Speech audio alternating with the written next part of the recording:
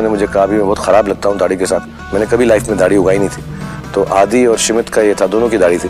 तो I think वो दोनों चाहते थे मैं उनकी तरह लगूँ। सो अभी एक लुक सा बन गया मेरा, सेकंड लुक, कि जब मैं थोड़ा सीरियस प्ले करूँ तो मैं दाढ़ी रखूँ।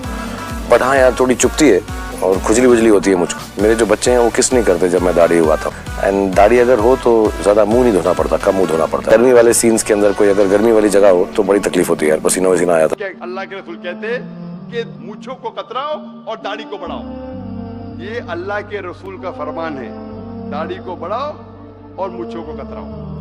अगर दाढ़ी आपके चेहरे पे अच्छी लगती है और अगर आप मुसलमानों के दाढ़ी रखते तो इंशाअल्लाह आपको सवाब मिलेगा। लेकिन अगर दाढ़ी आपके चेहरे पे अच्छी नहीं लगती, फिर भी आप अल्लाह की मोहब्बत में, अल्लाह का कहना मानने के लिए, अल्लाह के रसूल का कहना मानने के लिए दाढ़ी रखते हैं, तो इंशाअल्लाह आपको और सवाब मिलेगा।